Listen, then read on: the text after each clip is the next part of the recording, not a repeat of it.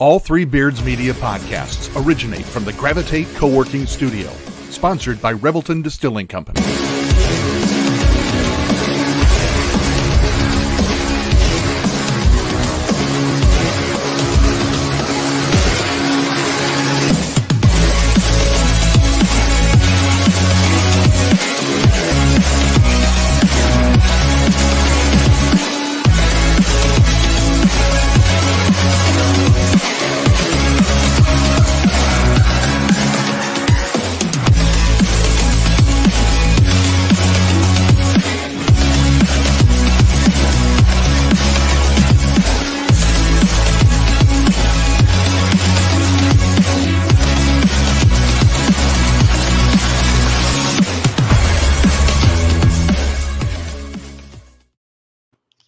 Good evening, everyone, and welcome back. It is your co-host, Andrew Barber, with my co-host, Drew Shipley. Hawks Eye View back after a long holiday hiatus, shall we say. Hopefully you had a good one. If you're watching, Drew, what did you resolve to do on New Year's? Do you make resolutions? So I made one last year, Andrew, since my future wife is standing right here next to me. I told her going into 2023 that I would read 3 books for the year. Okay. I did not open one in 2023. Oh, boy. So, I mean, I probably haven't made a resolution for, I don't know, at least a decade probably. Make small improvements over time, you know, whatever way I'm needing life to go for me at the time type of deal. Not like a full year or a full like lifetime of resolution. So no, I really don't make many. Do you? No, I don't really. I mean, I think kind of the typical ones that people think about, maybe make some healthier choices in my lifestyle, with food, and, you know, maybe try and exercise every once in a while. I really like to go on walks. I didn't do enough of that in 2023, so got to take advantage of the weather when it's good, and go on a few more walks. So, you know, things like that. If you could make a resolution for anything Iowa Hawkeye related, what would your resolution be? Name an offensive coordinator. Name anybody. I don't care if it's Steve Ferentz at this point. Like, seriously, like, I just want to know. Yeah. You know? That's where I would go with that, man, because, you know, the men's team got their first Big Ten win earlier in the week. The Iowa women are doing what we expected the Iowa women to do, up to number 3 in the AP poll. So, like, I don't know. As far as expectations for the men's team, right? Like, I don't know if I need like anything great to be resolved there. I mean, just hover around 500 in the Big Ten and see where the chips fall. It's a weak Big Ten, man. It really is. But there's a big opportunity tomorrow hosting Nebraska, coming off their number 1 Purdue win at home, right? So, yeah, that's how I feel about it, I guess. So, yeah, I need an offensive coordinator, and I needed him like a week ago. Yeah. Well, Kirk did promise we wouldn't hear until the 2nd or 3rd week of January. Here we are. We're still there. So he's a man of his word. I'm getting anxious about that as well. My resolution for the Iowa Hawkeyes as a whole is to name Beth Getz permanent athletic director. That I feel like that should have been done yesterday. So I think going forward, she should be the athletic director. That I feel confident in her ability to lead the athletic program into the future. So, sure. I think that should have been done like way long ago too. Kind of like you feel about the offensive coordinator. I don't know what the red tape is with them having to take off the interim tag. Maybe they have to actually open the job up and do a search, quote unquote. But she's the right person for the job. So let me ask you this, Andrew, since this is like the hot topic of college football, right? Nick Saban retiring all of a sudden yesterday. Like, does the second and third order effects you think have anything to do with potential hiring, right? Because Dan Lanning has reportedly turned down Alabama. The next guy on the list, from what I've heard, is Kalen DeBoer, which I think is going to end up being the hire eventually. Now you're talking Ryan Grubb. Is Washington going to make Ryan Grubb the head coach in place? Is Ryan Grubb going to be available? Like, who's Washington going to hire? Do you think like there's second and third order effects to what happened yesterday with Nick Saban abruptly retiring, for lack of a better phrase, I guess? Yeah, I do. I think that is, I'm not going to go out on a wild limb and be like, Kirk knew Nick Saban was going to retire or anything like that. Right. I think Kirk was waiting on some NFL stuff to happen because there was some interest from some NFL positional coaches, maybe from some NFL guys. And I think he was waiting for the NFL season to wrap up and do some interviews that way. And this kind of just fell in his lap. So the Alabama thing is one thing, Nick Saban retiring kind of abruptly. And also another thing is Harbaugh to the NFL. Harbaugh's got his national championship. He may be thinking it's time for me to move on back to the NFL now that I've done basically everything I can do at Michigan. It's time to go back to the NFL. And that would set off yet another ripple effect. There's also been rumors of Kirby Smart going to the NFL. Now, I don't know if that'll happen. I think he's pretty content at Georgia. But the Falcons are looking for a head coach, and so naturally Kirby Smart's name is going to come up in that conversation. That doesn't mean he's going to take the job, but like you said, the Alabama thing will set off a chain effect because Kalen DeBoer probably going to be the guy now that Dan Lanning turned it down, or it could even be Dabo. I know that it's not very realistic because of Dabo's contract. But what I do think is realistic that if Alabama did hire Dabo, that Clemson could look at a guy like Paul Chryst in their search. So I don't know who the next Alabama coach is going to be, but whomever takes that Alabama job, whatever job that guy leaves, Paul Chryst could be in the running for that, which would in turn obviously affect the Iowa offensive coordinator search. So let's set the over-under on 3.5 days of when Alabama announces their next head coach. Yeah, under. I think so too. I think it's going to be. I think 2 days is probably a good number. I think maybe tomorrow. I mean, he's announced it yesterday. And from all the national beats and all the people talking that actually have knowledge to the deal, right? Kalen DeBoer would take the job if offered. Okay. The thing we don't know about that, I think he and Ryan Grubb get along pretty well. Would Ryan Grubb go and stay as offensive coordinator? Would he stay in Washington as head coach? Wouldn't that be interesting? Because wasn't Ryan Grubb offered the Alabama offensive coordinator job last year? Yeah, and he turned it down because he wanted to stay with his friend, Kalen DeBoer. Wouldn't that be something? Yeah, that would be quite something. Now, I think he has the goods to be a head coach, so he could stay at Washington conceivably if he wanted to. But Washington is turning everything over. Who knows if they're going to be relevant again? To include turning over their conference to the Big Ten.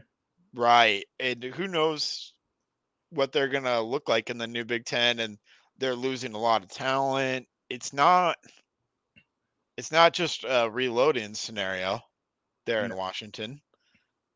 So he is from Iowa. I'm not going to say he's coming to Iowa, but does he give it more serious consideration? I don't know. Maybe. I don't know. I mean, the longer I'm away personally, the longer I'm away from Iowa, the more I feel detached from Iowa. Right? Like my fandom is not going to change. Like I will always be Iowa Hawkeye, 100%. But like, I don't feel like I need to return and live there. I don't feel like I need to return and work there.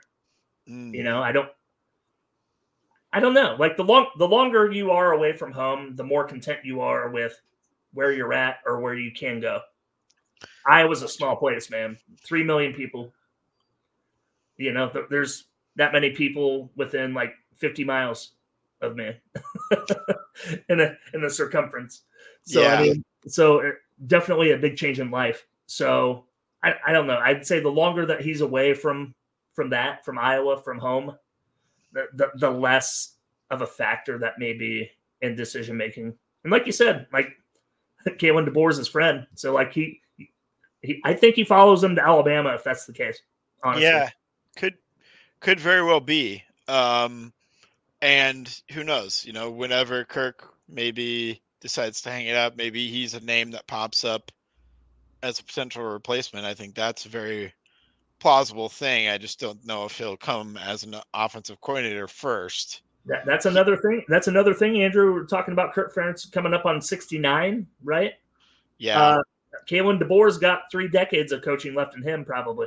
So yeah, and so I mean, he will probably do a good job at Alabama. I mean, so the quicker road to head coaching, maybe in Iowa City, but what's the payoff? Right, kind of the same with taking the Washington job, but also if you fix the Iowa offense, you become the hottest name in college football coaching immediately. Okay, so say that happens, Andrew. Say Kalen DeBoer goes to Alabama. You're Ryan Grubb. Can you remove your Iowa fandom out of decision making into a rational decision of what you would do? I think it's either follow Kalen, probably number one, but I would probably give serious thought to staying and being the Washington head coach. That's option C. I think those are the 2 legit options for Ryan Grubb. Yeah. Apparently there's a mysterious third candidate, Power 5 head coach. I think I told you about that offline. Is that Chip Kelly? We don't know. We haven't received. It hasn't been turned down that it's Chip Kelly, but it hasn't been confirmed that it's Chip Kelly either. We may not know who that mysterious Power 5 head coach was until after someone is named. I will tell you right now, Chip Kelly is not coming to Iowa City. I will bet the house on that. If he does, you would absolutely lose it.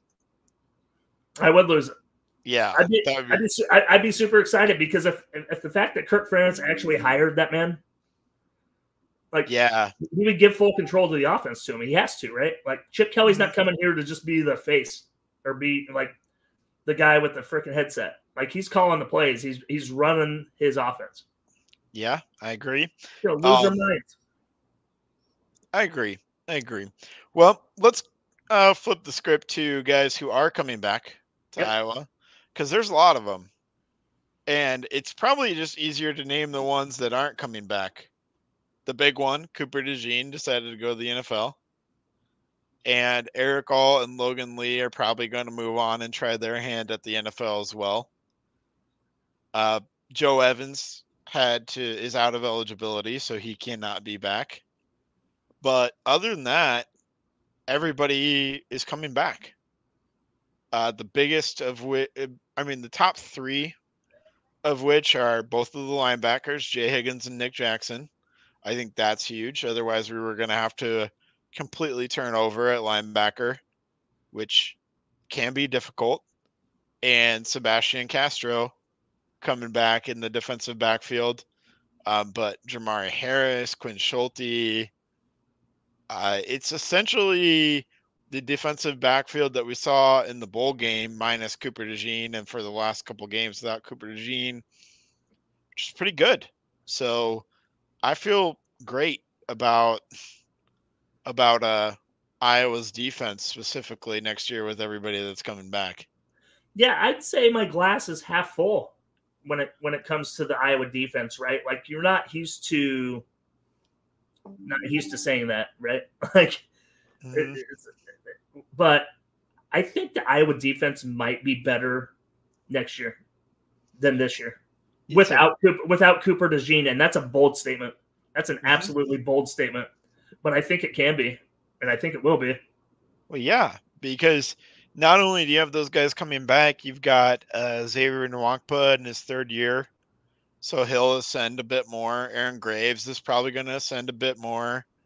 Ethan Herkett was starting to come on at the end of the season. Like we had a lot of guys starting to blossom and bloom on top of the guys that we already knew about. So in the pre-NIL era, though, like none of this would have happened. So you can thank the swarm leader, Brad Heinrichs, for getting a lot of this done.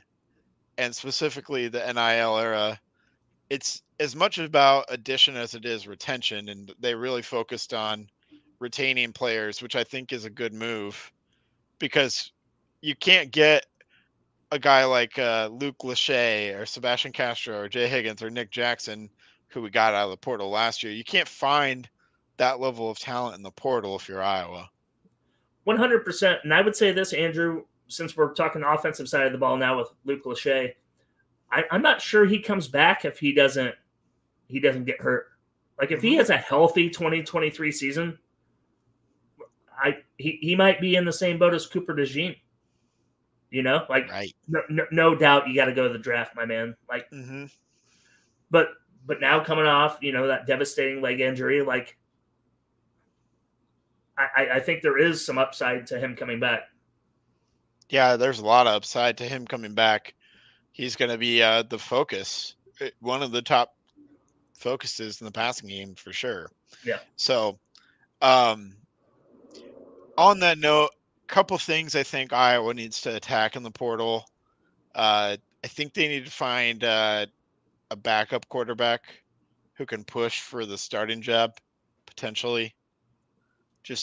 I love Cade McNamara, but we all know the health issues, and so I think we need I don't know if Marco Lainez is quite ready, although he's probably the best backup option we have currently. I don't think he's quite ready. So I think you need a guy with maybe 2 years of eligibility remaining who has the potential to be a starter in the event that Cade can't go. So I think that's one thing. And then I think you need a big-bodied receiver and possibly an offensive lineman. Yeah. I think you get 3 guys in the portal and you call it a day. Yeah, I mean, got to do something on offense for sure. What happened with the alleged visit that never happened from the Oregon transfer? Eventually turned Tulane. Like what? Like he just decided was that never going to happen? Like he never got on campus. Was part of it was he was unsure because Iowa didn't have an offensive coordinator in place. I don't know really. I mean, Tulane is a good offense. If he goes there and he's the starter, he'll put up numbers. Yeah. Maybe that was the thought process in Ty Thompson's head was I go to Tulane, I'll put up numbers because they have a good, solid offense. They don't play against a Power 5 schedule. And Power 5 teams will come calling next year, and then I'll have my pick of Power 5 offers next year. Sure. I think it is as simple as that. Okay. I don't think it says a lot about Iowa. I think it says more about he assessed the situation and said, well, no, I can go there, put up really good numbers, and then go somewhere else. Sure. So, I mean, we're looking at top 10 defense coming back, right? Like, no doubt, top 10. We're talking about Cade McNamara, Luke Lachey coming back. Yep. So to wrap up football, let's give a way too early prediction, knowing what we know now. A way too early prediction, knowing of everybody that's coming back. Yep, just 12-game record, period. Obviously, we're not running down the schedule, just off the top. 9-3. 9-3, exactly. That's where I'm at too. Yeah. Until I And I'm saying that not knowing who the offensive coordinator is. And I'm assuming that we don't get a quarterback onto the roster with baked into that 9-3. If we do those things I was talking about in the portal, my projection goes up to probably 11-1. Sure. And when you look at it, Andrew, look at all the talent that the runner-up is losing in Michael Penix in Washington, maybe their head coach. Like that Entire coaching staff turnover, potentially. That Washington game in Kinnick looks a lot better, right? Yeah. UCLA on the road, right? Like, yeah, they don't scare me, but we have Ohio State. Like, so I mean, the potential is there for sure. Mm-hmm. Defensively speaking, gotta do something on offense, man. Gotta get this hire right. Yeah, how can we put together an average offense in 2024? That's it. I'm not looking for elite. I'm just looking for average. Yep. 100%. And if we do that, 11-1 is very much in the cards. 100%. So, okay. It's a lot. I feel a lot like where we were before this past season. Yeah. Yeah. I feel like we're in the exact same spot. It's true.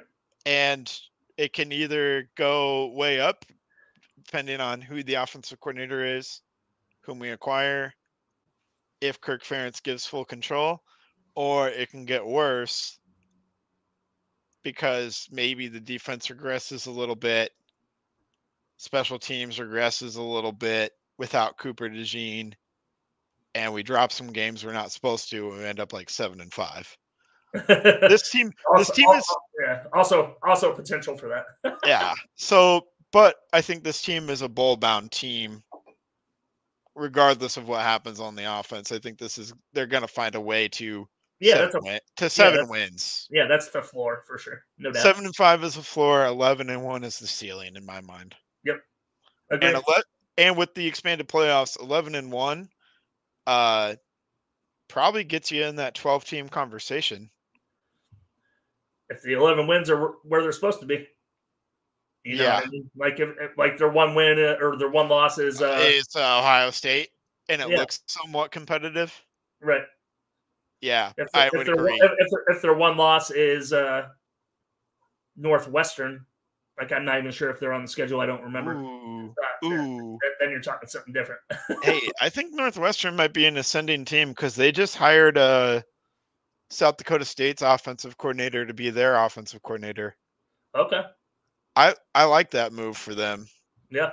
Because their head coach is kind of a defensive guy, so he went and picked up the best offensive coordinator from the FCS ranks. Okay.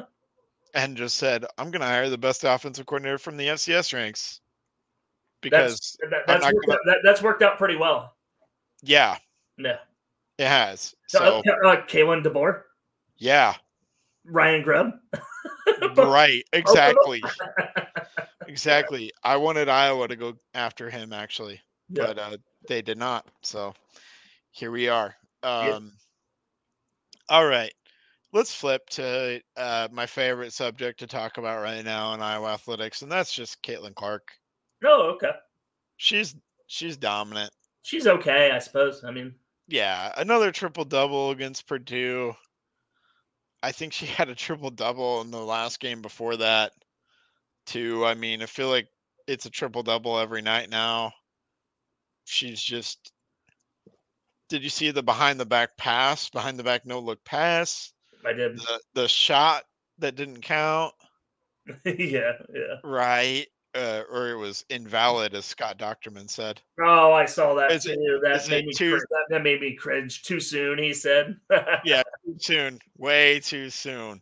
But, man, I don't know what else you can say. All I can say is it really stinks that Kansas State got that one in Carver because this team should be undefeated. Yeah. And rolling undefeated. And, man, just tell me who in the Big Ten, I know we picked a couple of losses for them when we were doing our preseason preview, but Maryland doesn't look all that great. And there's a big one coming up this Saturday against Indiana. but Indiana hasn't looked all that great. Tell me where the losses are coming for this Iowa women's team, because it's hard to see it with the way they're playing, with the way the rest of the Big Ten looks. I mean, just a year ago, Andrew, Maryland embarrassed Iowa out here in College Park, 15 minutes down the road. Albeit they will not have Diamond Miller this year, right? She was awesome. Mackenzie Holmes is still there at Indiana. I mean, yeah, they've been playing a whole bunch of no-doubter Big Ten games, like never a doubt, right? I see one more loss, and it might be between one of those two. But man, Caitlin Clark will not be denied this year. She just won't. I feel like she won't. Yeah. Gabby Marshall finally shooting better. That's a huge key. Oh, 100%, man. She was so cold in those first 15 games. So cold. It's coming around, knocking down multiple three-pointers a game now. Like we've been accustomed to, honestly. Wide open shots. Hannah Stolke, the development of her, like I said in our preseason preview of this, has been fantastic. Kate Martin is the player that Kate Martin's been her whole career. She's been great. And getting some minutes off the bench too, valuable minutes coming down. Maybe post Caitlin Clark. What are you going to do after she leaves? Right? Maybe turn into that Megan Gustafson team again with Stolke, Sharon. Those girls. So, I mean, I don't know. I don't even know what to say about the women's team right now. They're doing what they're supposed to do, and that's where we're at, man. Like things are looking great for the Iowa women. Absolutely. If they continue like this, then I don't see a reason why they won't. They're getting a 1 seed. Oh yeah, they're getting a 1 seed for sure. There's no doubt about that. Even with one or maybe even two more losses. Yeah, it'd be like 28-3 Big Ten champ. Like they're getting the 1 seed. That's happening. Yep. So, yeah. You can pencil that in. Yeah. I can't wait to see Stolke versus Holmes on Saturday night. It's gonna be awesome. That's gonna be really awesome. I think Goodman might help out and defend Holmes a little bit too, but I think Stolke might start out on Holmes. And honestly, the key might be to have Stolke out there to try and run Holmes up and down a little bit more. Yeah. Kind of tire her out and find an advantage that way. I love a Fulter. A Fulter has been a huge key for the team, as has Molly Davis. So you mentioned Gabby getting it right, but you've had like a Fulter take a little bit of a leap up, and Molly Davis take a little bit of a step up in her game too. Yeah. And that's a huge part of why this team looks the way that they do. Looks like a serious contender. For sure.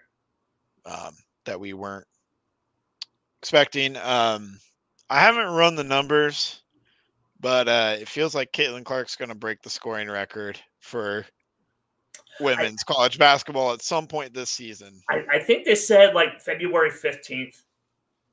Somewhere in there. Yeah. Perfect timing. I think that's when they play Indiana at Indiana. If I think so, actually. Wrong. I think so. Yeah. Oh, that would be a perfect setting to do it in. Mm-hmm.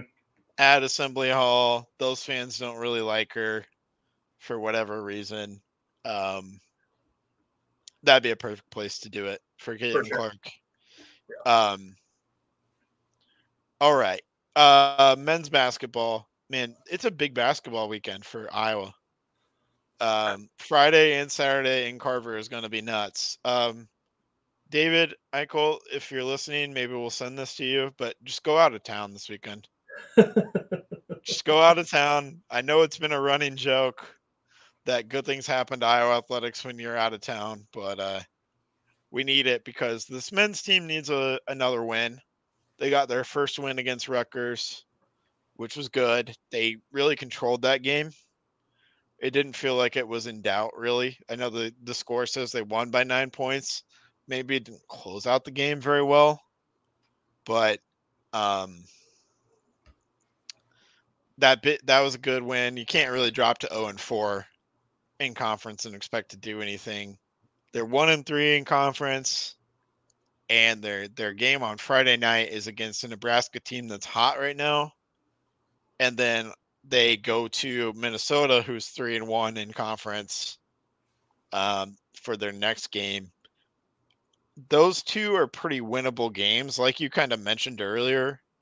Outside of like Purdue and Wisconsin, maybe Illinois, Big Ten is pretty meh. Yeah. Beyond those three. So 100%. What are you looking forward to in the game against Nebraska? I want to see the outside shooting light it up. I want to see Peyton Sandfort hit 5 threes. Like I want to see some offensive juggernaut offense from freaking Fran McCaffrey's team. That's what I want to see. I want to hang 100 on Nebraska. That's what I want. That is the type of game that Nebraska likes to play because they like to get up and down and score a lot of points as well. Let's see. Yeah, Peyton Sandfort was a huge key. Like he went 5 for 8 from 3 in their last game. Yep. Owen Freeman has continued to not play like a freshman. He plays more like a veteran big man. Let me just say this about Owen Freeman. I think he has a chance to be known as probably the best two-way. Those are the key words here. Two-way big man in the Fran McCaffrey era. Yeah. Because Garza was a beast offensively, but maybe a little bit susceptible. No, not even that. Like absolute liability on the defensive side. I'm sorry. Okay. I was trying to be kind about it. No, I'm calling a spade here, Andrew. All right. I'm glad you're here. You balanced me out a little bit. And then you had Woodbury, who was awesome defensively. He was a defensive anchor. That was his thing. And couldn't dunk the fucking basketball. Right. And then you've got Owen Freeman, who needs to develop a little bit of a jump shot. Yeah. He's got a good back to the basket game. He's got some post moves. He's really good in the pick and roll, sure, too. And he can finish, with a thunderous dunk, or he can finish with touch as well. He's got all that already. He's got all the post stuff down. So I think the key for him is getting a jump shot. And we've already seen the amazing blocks from him in season 1, too. So he's good defensively as well.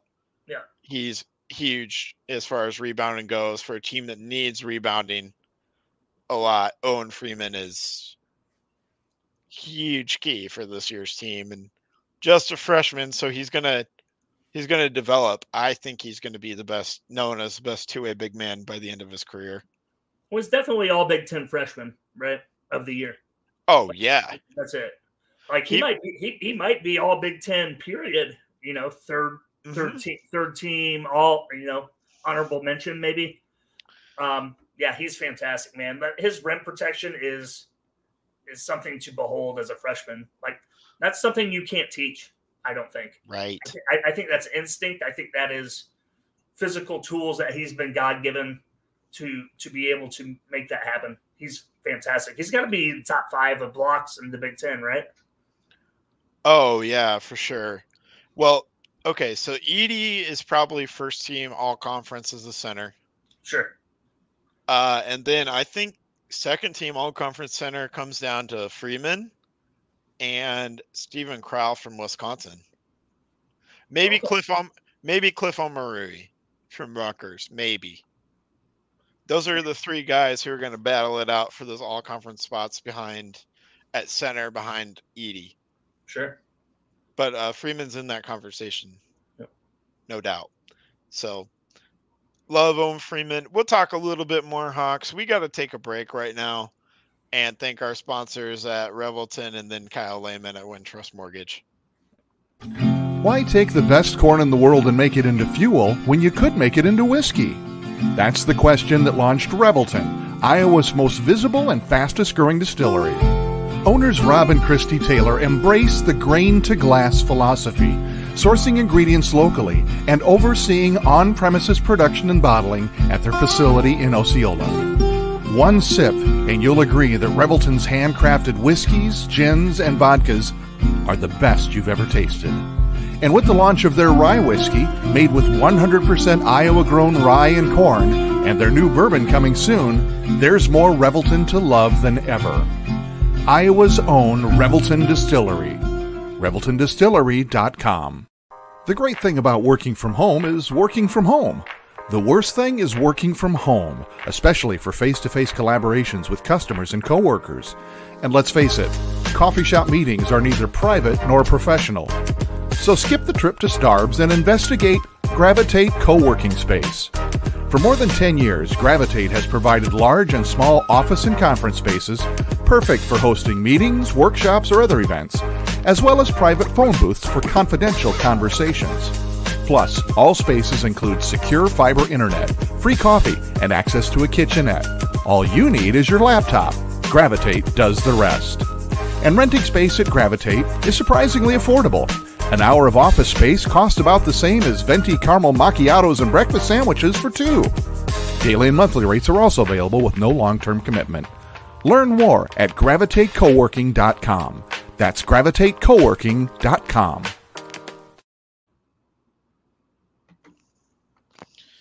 All right, and Kyle Lehman at Wintrust Mortgage has a new loan program for doctors. 0% down payment on loans to $850,000, 3% down payment on loans to 1.25 mil, 5% down payment on loans to 1.5 mil, 10% down on payment on loans to 2 mil, 20% down payment on loans to 3 mil. Program is eligible to a wide range of medical professionals, physicians, doctors, dentists, oral surgeons, pharmacists, chiropractors, vets, doctors completing their fellowships, doctors who have less than 6 months remaining on their residency program. So a good program there from Kyle Lehman at Wintrust Mortgage. You can give him a call at 515-473-0546. Thank you, as always, Kyle, for sponsoring this show. And we appreciate all of our sponsors, Revelton, Gravitate, and Kyle Lehman at Wintrust Mortgage. What I got from that, Andrew, is Kyle's not messing around with the small folk. He's going for him.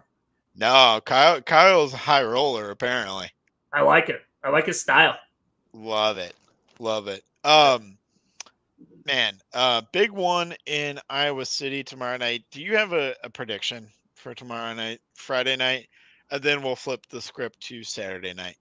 So I believe Iowa covers the spread. I believe it's 2.5 or 3 the last time I checked. I think Iowa knocks off Nebraska coming off the big upset win against Purdue. Kind of a letdown on the road. Fred Hoiberg has a hard time beating Iowa. You know, like he just kind of has. So I'm gonna say. You know what? I'm going to go with my prediction here. I want to see 100 hung on Nebraska, and I am going to get that tomorrow. I think it's going to be Iowa 100, Nebraska 87. All right, I like it. Take the over. I think it's 161. Oh yeah, that's way too low. Yeah. Yeah, I think Iowa's going to score plenty of points, and like you said, maybe a little bit of a letdown spot here for Nebraska after they kind of shellacked Purdue at home in Nebraska. Good for them. Nebraska certainly looks like they have the makings of potentially an NCAA tournament team. So it's not like past years where this is like a bad loss if Iowa loses this game, but it'd be a bad loss because Iowa cannot go to 1-4. No. They have to find a way to win this game and their next game against Minnesota. I think they're going to do just that.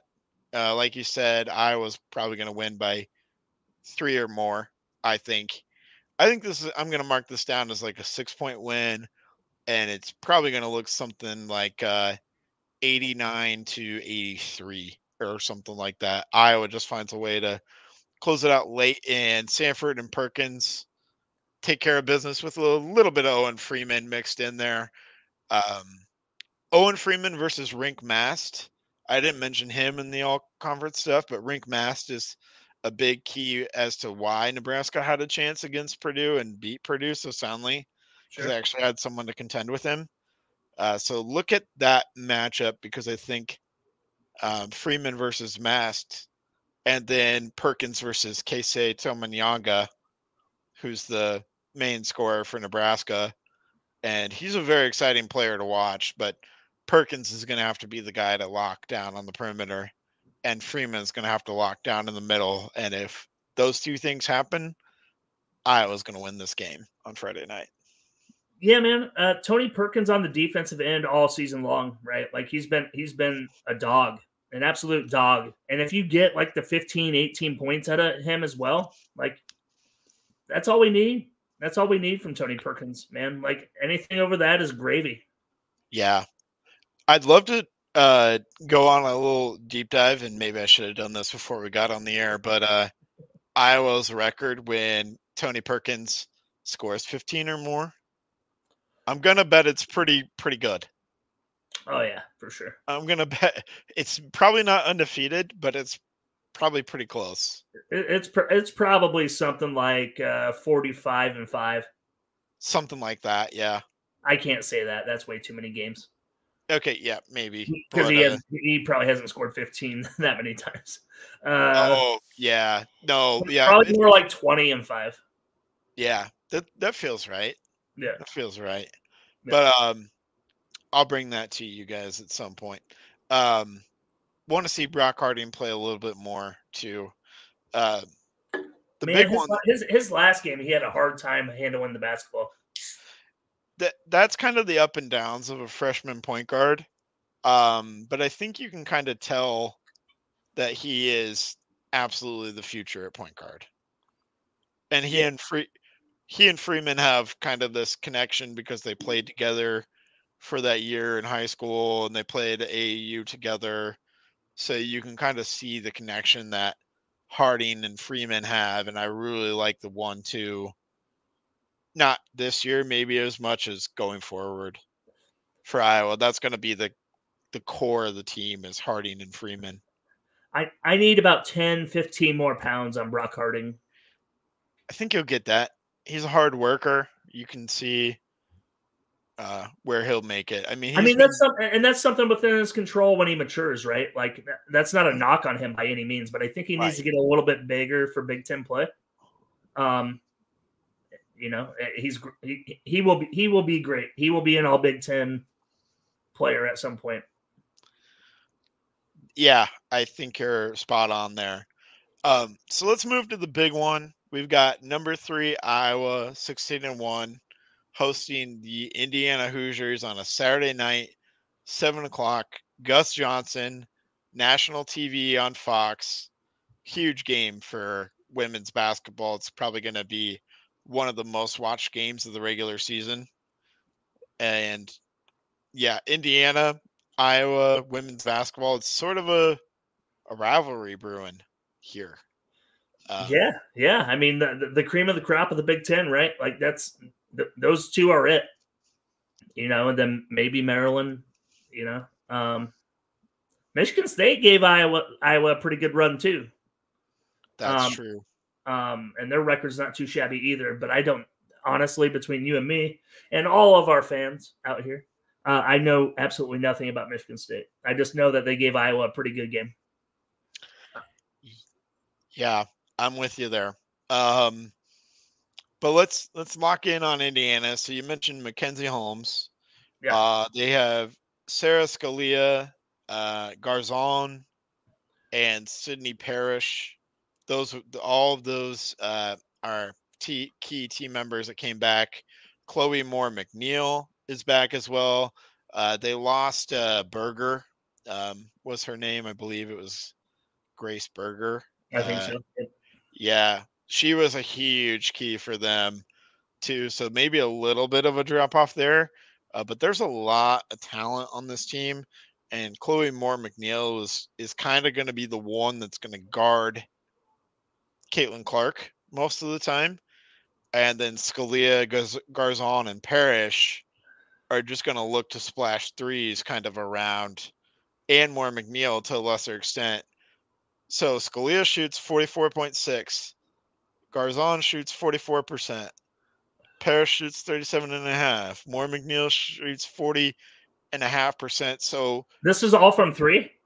all from 3. Oh, We're going to have some points on Saturday night. I think so. We're going to have some points on Saturday night. But the real key, I think everybody's going to lock in on Holmes. And that's for good reason. She's a great player. But I think more than that, it's going to be defending that 3-point line for Bluder's bunch.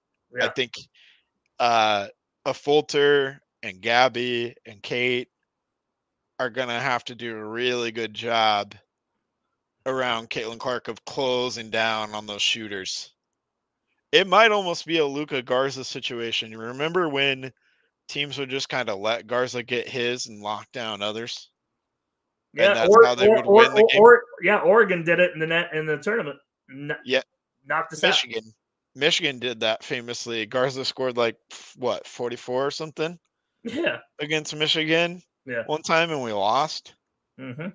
So and I'm not saying that Holmes is gonna drop 44 on Iowa, because I think Stolke. I think you let Stolke, Goodman, O'Grady, maybe to a lesser extent, just battle it out with Holmes. Yeah, I've noticed O'Grady's minutes have gone down significantly, especially here in Big Ten play, and I'm not 100% sure why. If it's more of a health thing or if it's more of a matchup thing, I don't know, Andrew. But right. I've noticed that going into conference play, she's played maybe 5 minutes a game, maybe.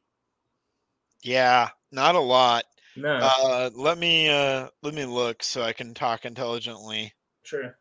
About this, but I think it's more of just you don't want them to get hot from 3, because if they get hot from 3, now you've got 2 problems. Yeah. You've got a team that's hot from 3 and a team that is killing you inside with Holmes, because I really don't think you double, because you don't want to double off those shooters. Right. Yep. So I'll be interested to see what kind of defensive schemes Bluder throws out there, because she's known for doing some junk defense stuff. Like, a good example is the South Carolina game last year in the Final Four. Played a lot of triangle and 2 defense. Sure. Where you guard 2 people man to man, and then you have the other defenders form a triangle zone kind of in the lane, and they were just daring South Carolina's guards to shoot because they knew they weren't great at it. Yeah. Right. Well, this is kind of different. You're not going to play a zone. You could play a zone to kind of prevent the inside game, but Indiana's got too many shooters for that. So I'm curious what defense we're going to play. Are we going to play man-to-man all night? I don't know. I'm curious, Andrew. I think it might be the key of the game, actually, is the style of officiating. What's going to be allowed in the paint? Mm-hmm. What's going to be allowed? Mackenzie Holmes, Hannah Stolke, Sharon Goodman, Addison O'Grady. What are they going to allow down there on the inside? How are they going to get the ball inside out? What is going to be the style of the officiating crew? What are they going to let them get away with? I think is a big key, because, man, every time Iowa is on the ropes, the big women are in trouble, and foul trouble rather. Mm-hmm. Well, last year in this game where Indiana came to Carver, extremely physical. Yeah, that's true. A lot was allowed. I think you have to let a little bit of that go, but obviously not too much. Right. I don't know. Well, I think I marked this preseason as a win. I'm going to stick with that. I'm going to say Caitlin Clark does her thing. She impresses on a grand stage, and we get a 40-point Caitlin Clark game against the Indiana Hoosiers en route to something like a 92-81 win. It's funny you say that, Andrew, because that's not the score final for me. My preseason prediction was Iowa would drop this game to Indiana, but I'm going to flip the script. My prediction was actually 92-87 Iowa. Caitlin Clark 35-point triple double. Hannah Stolke is going to beat up Mackenzie Holmes. Like she's too fast, I think. Right. She's too athletic, man. When she's athletic at the rim, she cannot be stopped. And Caitlin Clark throwing those dimes into her looks a lot like, the Sonano. Sonano, thank you. Monica the Sonano connection. Yeah. Yeah, it's looking a lot like that, even more athletic. So I think Hannah Stolke hangs 22. 20 as well, not 22. 20 as well. Love it. Yep. I think not only is she fast, she's developing a little bit of a jump shot too. I won't say quite a 3-point shot, but she's got a little bit of range to her game too. Yeah. And I think we mentioned Gabby's turned it around lately. I feel a lot better about this game because Gabby's turned it around lately. 100%. Yeah, you gotta have that second pure shooter, man, especially in this game. But we're gonna need probably Gabby and Kate at their best too offensively. Gonna have to have them or someone else beyond Caitlin Clark splash some threes. Yeah, for sure. This is going to be a fun game. I'm glad that we're getting it on a Saturday night prime time.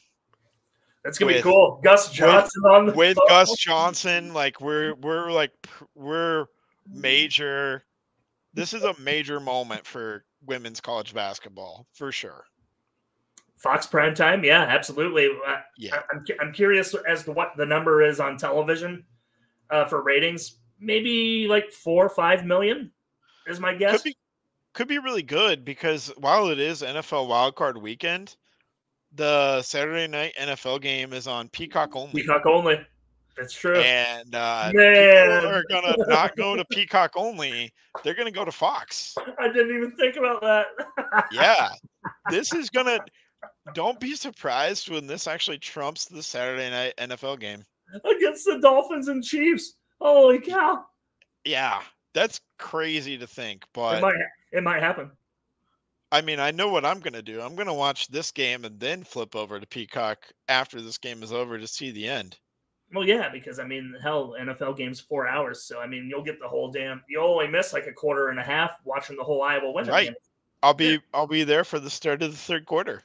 I wonder how Caitlin Clark feels playing in the same time slot as her beloved Chiefs. I wonder what her cereal tastes like. Did you get your hands on a box of Crunch Time? No, I think it's only sold in the Hy-Vees. Iowa City area Hy-Vees. Was it only Iowa City area? I think so. No, I thought I saw something from Keith Murphy about that. No way. Maybe I could be wrong. I need to get my hands on a box of cereal, but I know that at one of the Hy-Vees, someone went and bought it out immediately, and then put it on eBay. Yeah, a whole case for $300. I saw that. Absolutely ridiculous that people are allowed to do that. Yeah, no doubt. Should be a limit of like 2 per customer. I agree, man. So, yeah. Sad. All right. Any last thoughts before we wrap up here tonight? No, we're going for a Hawkeye sweep, Andrew. That's what we're doing. That's what it is. I need an offensive coordinator the next time we join forces here on the Hawks Eye View podcast. I need an offensive coordinator. I need 2 Hawkeye dubs. That's what I need. Yeah, if you're in Iowa this weekend, stay safe. We're getting another 8 to 12 inches of snow. Is it happening right now, Andrew? What's the weather report there? It's going to start happening in a couple hours is what my understanding is. Oh, boy. It's going to be one of those nights where I have to go out there before I go to bed and then go out there again when I wake up. So this is where I tell you it's 52 degrees out here in D.C.? Oh, my gosh. I'm moving to D.C. right now. No, I'm not. But that sounds great. Yeah. So stay safe if you're traveling to either of those games, especially the Friday night one. I don't think I would do it unless I'm in the Iowa City area. So, but Saturday, if you can make it, be there. I know Carver's going to be sold out, packed, but we really need Carver sold out and packed for both nights if we can. on Friday and Saturday, because it's a huge opportunity for both teams this weekend.